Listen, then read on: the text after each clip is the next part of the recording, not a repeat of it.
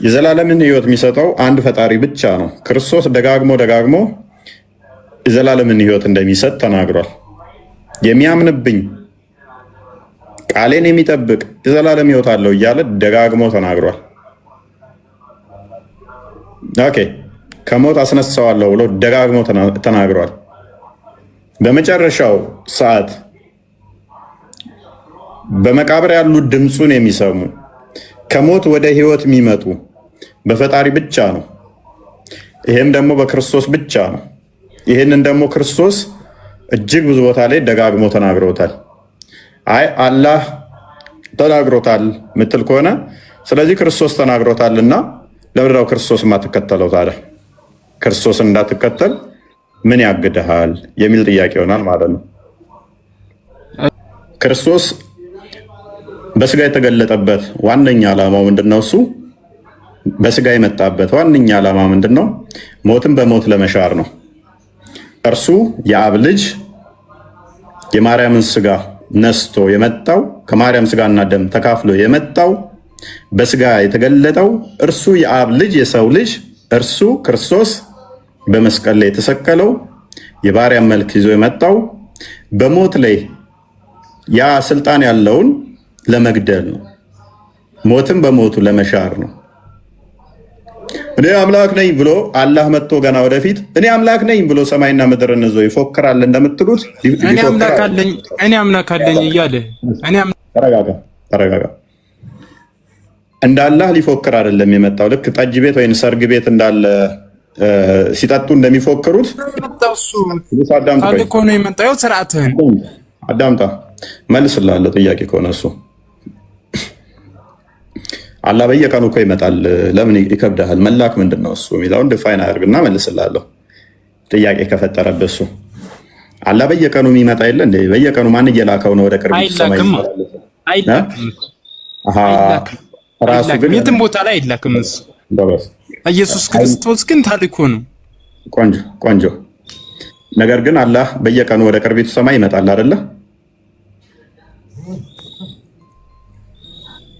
አንተ ፖለቲካ እኮ ነው የምትሰራው እኮ። ምንም አይነት መረጃ አታወጣም። የትኛውም ቦታ ላይ ስትከራከር አዳም ይመጣል ላይ ተረት ነው የምታወራው። ይመጣል ላይ አይመጣም ወደ ቅርቢቱ ሰማይ ይመጣል ላይ አይመጣም እኮ እንትናችን። አዳምጠሽ በደንብ አስተውሉ። ክርስቶስ የመጣው እኔ አምላክ ነኝ እኔ ጌታ ነኝ ሊል አይደለም የመጣው። የባሪያን መልክ ይዞ ዝቅ ብሎ የመጣው ሞት የተፈረደበትን ስጋ የተዋሃደው ያንን ስጋ ለማክበር ነው የመጣው። እኔ አምላክ ነኝ እኔ ጌታ ነኝ ኑ ተገዙኝ ሊል አይደለም የመጣው። እርሱማ በአምላክነቱ ሲመለክና ሲገዛ ይኖራል።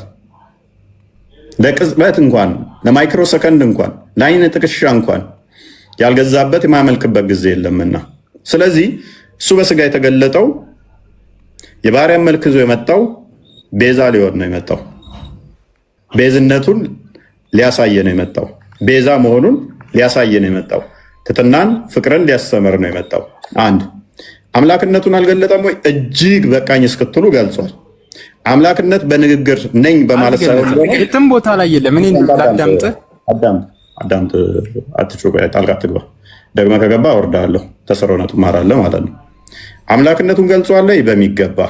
ይሄ ኢስላማውን ለምሳሌ ቀደም ስላችሁ እንደነበረው እርሱ ወልድ ክርስቶስ በስጋ የመጣው ከአባቱ እቅፍ ያለው በስጋ የታየው የተዳሰሰው የተነካው ቤዛ ሊሆነን የመጣው የአብ ልጅ እንደሆነ ነግሮናል። የአብ ልጅ ከሆነ ደግሞ የባህሪው ልጅ ነውና አምላክ ነው። ሜቢ ዚስ ዱድ ዝንጀሮ አይደለም የሚወልደው ሰው ነው የሚወልደው አይደለ? ከሱ የሚገኘው የባህሪው ልጅ ዝንጀሮ ሊሆን አይችልም፣ ወይም ውሻ ሊሆን አይችልም። ይሄ ዱድ ግን የሚያስበው ምንድነው? እኔ የምወልደው ጦጣ ሊሆን ይችላል ብሎ የሚያስበው። ክርስቶስ የአብ የባህሪ ልጅ እንደመሆኑ ልጁም ምንድነው? እሱ አምላክ ነው። ቁርአኑ ከዚህኛው ልቅ የተሻለ ነው። ቁርአኑ ምን ይላል? አላህ ልጅ ካለው ልጁም አምላክ ነው ይላል። ስለዚህ አብ የወልድ አባት ከሆነ ክርስቶስ ደግሞ እኔ የአብ ልጅ ነኝ ካለ አምላክ የለም። አዳምጥ። ልጁ ምንድነው የሚሆነው? ፕሊስ ጣልቃ ትግባ። ምንድነው? ምን አይነት ስርዓት አልበኛ ናቸው ግን? ምን አይነት ባለጌዎች ናቸው? አይደለማ እንዴ በቃ ስርዓት የሚባል ያልፈጠረባቸው በጣም ባለጌዎች ተማሩባቸው። እንደዚህ የማዳመጥ ችግር ያለባቸው በቃ መንፈሱ ምን ያህል እንደሚረብሻቸው እዩ። እውነት ሲነገራቸው አይምሯቸውን ይረብሻል። እስኪ ቆይ ታረጋጋ። መንፈሳችሁ ይረብሻል። አዳምጥ እሺ። ስለዚህ ክርስቶስ በስጋ የተገለጠው ከአብ ጋር አንድ ባህሪ፣ አንዲት ስልጣን፣ አንዲት ፍቃድ ያለችው እርሱ በስጋ የተገለጠው ቤዛ ሊሆነን ነው። በተለየ አካሉ ከሶስቱ አካል አንዱ አካል በስጋ የመጣው ቤዛ ሊሆነን ነው። ያ ሞት የተፈረደበትን ስጋ፣ ያ ተገዥ የነበረውን ስጋ ተዋህዶ ያንን ስጋ ከፍ ለማክበር ነው። ፈራጅ ሊያደርገው ነው የተገለጠው በስጋ። ያንን አድርጎ አሳይቶናል። አይሁዶቹ በደንብ ገብቷቸዋል። አምላክ እንደሆነም በደንብ አምላክ ነኝ እያላቸውም እንደሆነ በደንብ ተረድተዋል። በእያንዳንዱ ፖይንት ላይ እሱ ሲያስተምር ሊወግሩት ድንጋይ የሚያነሱት ፍጡር ነኝ ብለው አይደለም። እንደዛማ ቢሆን ለምን ይወግሩታል? ለምን ድንጋይ ያነሳሉ? አምላክ ነኝ እያለን ነው ብለው ነው ድንጋይ ሲያነሱበት የነበረው። የሰቀሉት ለምንድን ነው? እርሱ ሰው ሲሆን ራሱን ከእግዚአብሔር ጋር አስተካክሎ እግዚአብሔር አባቴ ነው ይላል። ራሱንም ከእግዚአብሔር ጋር አስተካክሏል። አናቀውም እንዴ? ሰው እኮ ነው፣ እንዴት አምላክ ነኝ ይላል የሚል ነው እንዲሰቅሉት ምክንያት የሆነው። የተሰቀለው በሌላ አይደለም። ሞት የፈረዱበት በሌላ አይደለም። ሰው ሆኖ ስድብ ነው፣ ተሳደበ፣ አምላክ ነኝ ብሏል። ስለዚህ ይሄ ስድብ ነው፣ እሱ አምላክ አይደለም ብለው ነው ለስቅላት ያበቁት እኮ። እንዲሰቀል እንዲፈረድበት ያደረጉት እንደ መሐመድ ወይም ሴቶች እንትን ብሎ ወይም ሰው ገሎ ወይንም እንትን ብሎ አይደለም። አምላክ ነኝ ብሏል ነው። አልሰራው በደንብ ይገባ። አምላክ ነኝ ብሏል። ስለዚህ ራሱን ከአምላክ ጋር አስተካክሏል። ምክንያቱም እነሱ እግዚአብሔር ሲሉ አብን በደንብ ያውቃሉ። ስለዚህ እግዚአብሔር ሲላቸው ምን እያላቸው ነው? አብ አለ፣ እኔ ደግሞ ልጁ ነኝ እያላቸው ነው። ዝም ብሎ እግዚአብሔር ነኝ ቢላቸው አብ ነኝ ያላቸው ይመስላቸዋል። አብ ነኝ ያላቸው ነው ማለት ነው። በደንብ አዳም ጅማሯል ነው ማለት ነው። ማን ነው ጅማሯል አለ? ተረጋጋ።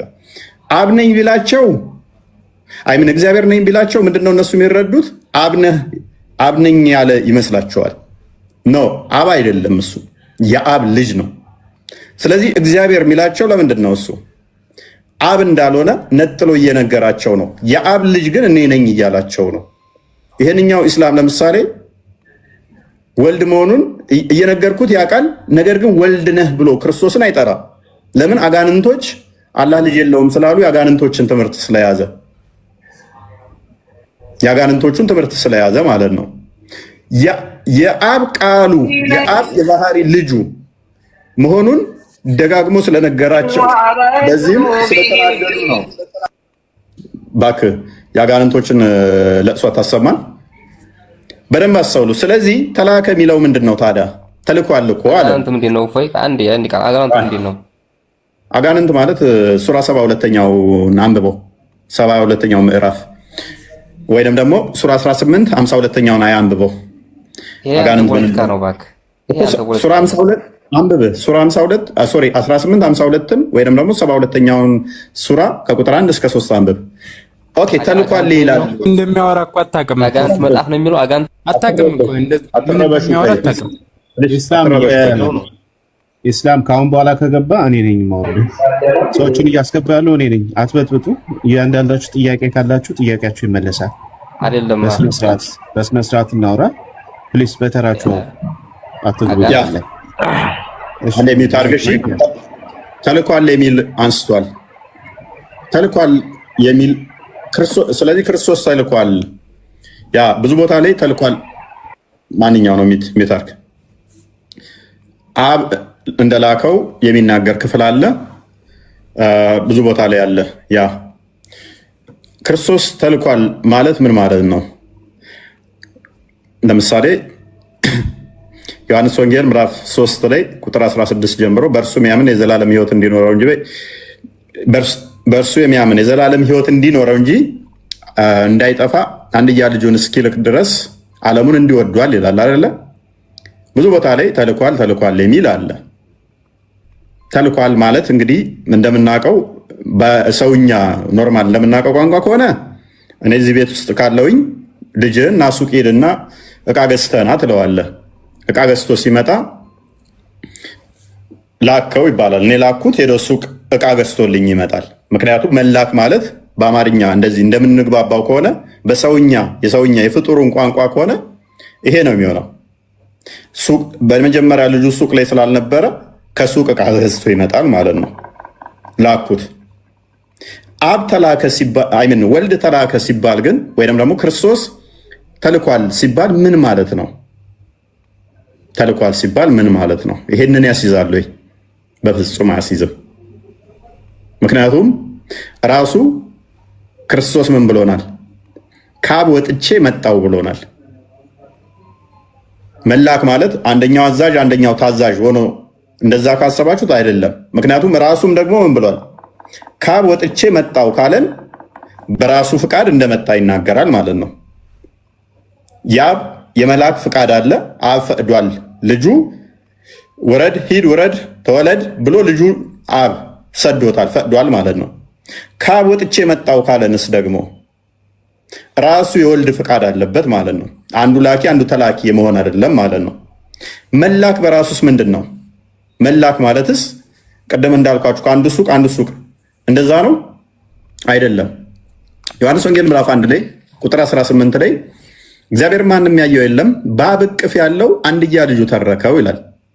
የት ያለው ይለዋል? በአብ እቅፍ ያለው አንድያ ልጁ ተረከው ይላል። ክርስቶስ እኮ በምድር እየተረከላቸው ነው። የት ነው ያለው ግን ይለናል? በአብ እቅፍ ነው ያለው ይለናል። አብስ የት ነው ያለው? መዝሙረ ዳዊት ምዕራፍ 139 ከቁጥር 7 እስከ 8 አንተ በሁሉ ወደ ላይ በወጣ አንተ በዛለህ፣ ወደ ታይ በወርድ አንተ በዛለህ፣ እንደ ንስር ክንፍ አውጥቼ ብበር አንተ በሁሉ አለህ ይለዋል። አብ በሁሉ ነው ያለው። በአብ እቅፍ ደግሞ ማን አለ? ወልድ አለ፣ ልጁ እርሱ ተረከው ይለዋል። መጥቶ በአብ እቅፍ ያለው ተረከው ይላል። ዮሐንስ ወንጌል ምዕራፍ 3 ቁጥር 13 ላይ ከሰማይ ከወረደ በቀር ወደ ሰማይ የወጣ የለም እርሱም በሰማይ የሚኖረው የሰው ልጅ ነው ይላል። ከሰማይ ከወረደ በቀር ወደ ሰማይ የወጣ የለም እርሱም በሰማይ የሚኖረው የሰው ልጅ ነው አለ። ክርስቶስ እኮ በምድር ነው ያለው፣ ግን ራሱ ምን አለ? የት ነው ያለው ታለ? በሰማይ አለው አለ። ዮሐንስ ወንጌል ምዕራፍ 6 ቁጥር 48 ጀምሮ ከሰማይ የወረድኩ ሕያው እንጀራ እኔ ነኝ አለ። በሰማይም እንደነበረ ነገረን። ዮሐንስ ወንጌል ምዕራፍ 1 ቁጥር 10 ላይ እርሱ በዓለም ነበረ ዓለሙም በእርሱ ሆነ ይለናል። ዓለም ታዲያ አንድ ቦታ ብቻ ነች እንዴ? አይደለም። በዓለሙ ነበረ፣ እርሱም በዓለም ነበረ፣ ዓለሙም አላወቀም፣ ዓለሙም በእርሱ ሆነ ይላል። ፍጥረት ሁሉ የተፈጠረው ማለት ነው በእርሱ ነው የተፈጠረው። እርሱም ቤት ነው ያለው፣ በዓለም በሁሉ አለ ማለት ነው። ስለዚህ ተላከ ሲባል ምንን የሚያሳይ ነው? አሁን ቦታ መልቀቅን አያሳይም ማለት ነው። ቃል ቦታ ተሆነ ቦታ ላይ ወደ አንድ ቦታ ላይ ሽፍት አደረገ የሚል አይደለም ማለት ነው። እርሱ በሁሉ የሞላ ስለሆነ በሁሉ ያለ ስለሆነ ትንቢተ ኢሳይያስ ምዕራፍ 6 ከቁጥር 1 እስከ 6፣ ትንቢተ ኢሳይያስ ምዕራፍ 66 ከቁጥር 1 ሰማይ ዙፋኑ ነው፣ ምድር መረገጫ ሆነ፣ ግዛቱ ሆነች፣ እርሱ በሁሉ ያለ እስከሆነ ድረስ ቦታ ሽፍት የማድረግ አይደለም፣ በሁሉ አለና። ታዲያ ለምንድን ነው ተላከ ተብሎ የተነገረው ሲባል ቃል አስቀድሞ በሁሉ ያለው ስጋን አልተዋሃደም። ስለዚህ በስጋ ተገለጠ ማለት ነው። የማይታየው ቃል በሚታይ ስጋ ተገለጠ ማለት ነው። ለእኛ ሲገለጥ ሪቪል ሲደረግ ከዛ አንጻር ተላከ ተባለ። በስጋ መታየቱን፣ መወለዱን፣ መሰቀሉን፣ እስከ ሞት ድረስ መታዘዙን እርሱ በእግዚአብሔር መልክ ሲኖር ሳለ ከእግዚአብሔር ጋር መተካከልን መቀማት እንደሚገባው አልቆጠረውም። ነገር ግን የባሪያን መልክ ይዞ ይኸውም ለመስቀል ሞት እንኳን የታዘዘ ሆነ። ፊልጵስዩስ ምዕራፍ 2 ቁጥር 4 እስከ 7። ስለዚህ እስከ ሞት ድረስ መታዘዙን፣ በስጋ መገለጡን፣ በስጋ መታየቱን፣ መዳሰሱ ምን ተባለ? ተላከ ተባለ። እንጂ ከአንድ ቦታ ወደ አንድ ቦታ ሽፍት ማድረግ አይደለም፣ መሄድ ማለት አይደለም። እሱ በሁሉ የሞላ ነውና ቃል በሁሉ ያለ ነውና ከስፔስ እና ፕሌስ ውጭም ያለ ነውና ቦታ መቀየር፣ መንቀሳቀስ፣ መሄድ እንደዚህ በመለኮታዊ ክብሩ አስቀድሞ ያ ቃል ብቻ የነበረው ስጋን ከመዋሃዱ በፊት አይነገርለትምና የነኛ አምላክ ግን በስጋ ሳይገለጥ ይመጣል ይሄዳል ተብሎ ይነገርለታል። እኛ ፈጣሪ በባህሪው ዋልጨርስ ጣልቃ ትግባ። የኛ አምላክ በባህሪው ይሄ ልጅ ለምን አስገባው? ደግሞ ታወራ አስወርደው። ልጅ ያሲን የሚባለው አምላክ በሁሉ የሞላ ከስፔስ እና ፕሌስ ውጭ ያለ ስለሆነ መጣ፣ ሄደ፣ ቆመ፣ ተነሳ፣ ወረደ፣ ወጣ ተብሎ አይነገርም። ምክንያቱም በሁሉ የሞላ ነውና ከስፔስ እና ፕሌስም ውጭ ያለ ነውና በስጋ ሲገለጥ የማይታየው ሲታይ የማይነካው ሲነካ ያ በስጋ መገለጡ ስጋን መዋሃዱ እንዲነገር አደረገው። አላህ ግን ይነገርለታል። አንድ አካል ከአንድ ቦታ ወደ አንድ ቦታ ሄደ ከተባለ በደንብ አስተውሉ፣ እሱ የፍጡር ባህሪ ነው። አላህ ከሌሊቱ 1/3 ላይ አንድ ቀን አይደለም ይኸው መሐመድ ከተናገረ እንኳን 1400 ዓመት ሙሉ ይወርዳል ይወጣል ይወርዳል ይወጣል። ይሄ ደግሞ የፍጡር ባህሪ ነው። አላህ ተንቀሳቃሽ ነው ምንለው ለዚህ ነው። የኛ አምላክ ግን ፍጡራን የሚያካብበው የሚያዋስነው አዳም የሚያካብበው የሚያዋስነው ስለሌለ የሆነ ነገር ለማምጣት ከሆነ ቦታ ተነስቶ ወደ ሌላ ቦታ መሄድ አይደለም። ከሆነ ቦታ ሄዶ የሆነ ቦታ ላይ የሚጎላ አይደለም። እርሱ ሄደ በምትሉበት አስቀድሞ ስላለ መሄድ አይጠበቅበትም። የሆነ ነገር ለማንሳት ማጎንበስ አይጠበቅበትም። የሆነ ቦታ ለሆነ ነገር ለመስማት መንቀሳቀስ አይጠበቅበትም። አሁን የሙስሊሞቹ ግን ከሌሊቱ 1/3 ሁሌም ይወርዳልና ይህንን ጉድለትን እንዴት ትሸፍነዋለህ? ቀጥል።